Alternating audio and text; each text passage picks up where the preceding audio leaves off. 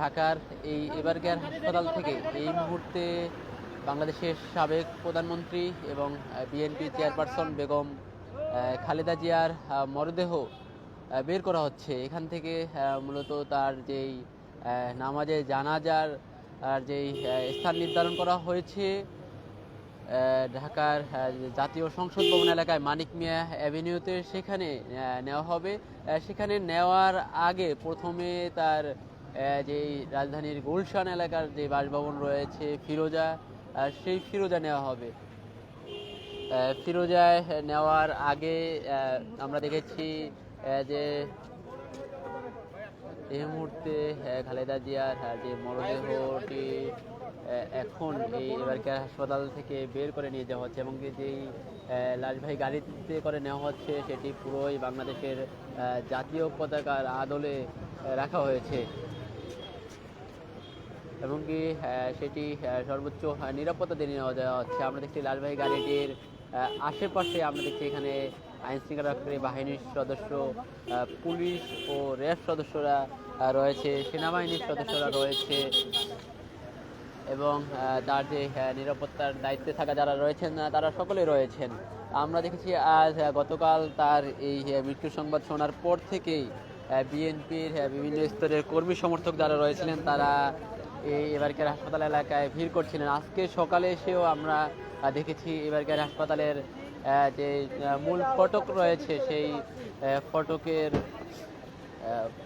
সামনের এলাকায় কিন্তু উভয় এখানে জড়ো হয়েছিলেন। তারা জড়ো হয়ে এখানে সরাসরি না দেখার পরেও তারা শুধুমাত্র এই লাশবাহী গাড়িটি দেখার জন্য অপেক্ষা করছিলেন।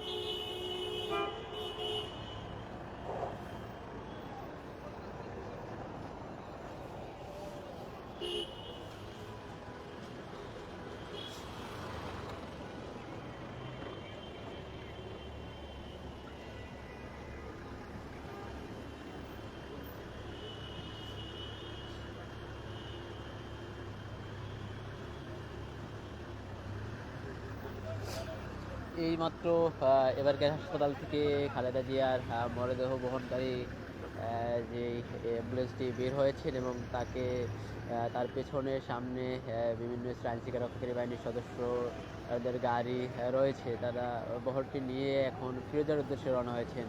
এইবারকার হাসপাতাল থেকে যে 36 যে এক্সপ্রেসওয়ে রয়েছে সেই এক্সপ্রেসওয়ে হয়ে কুড়িল ফ্লাইওভার হয়ে মূলত প্রথমে গুলশানের যে বাসভবন ফিরোজা নেওয়া হবে এবং সেখান থেকে পরবর্তী সময়ে গুলশান, বনানী এবং মহাখালী ফ্লাইওভার হয়ে জাহাঙ্গীর গেট ঘুরে সংসদ ভবন এলাকায় তার মরদেহ নিয়ে যাওয়া হবে এবং সেখানে আজ বাদ জোহর নামাজের পরে তাকে মূলত সেখানে তার নামাজ জানাজা হবে এবং রাষ্ট্রপতি জিয়াউর রহমানের সমাধির পাশেই কিন্তু তাকে দাফন করার কথা রয়েছে।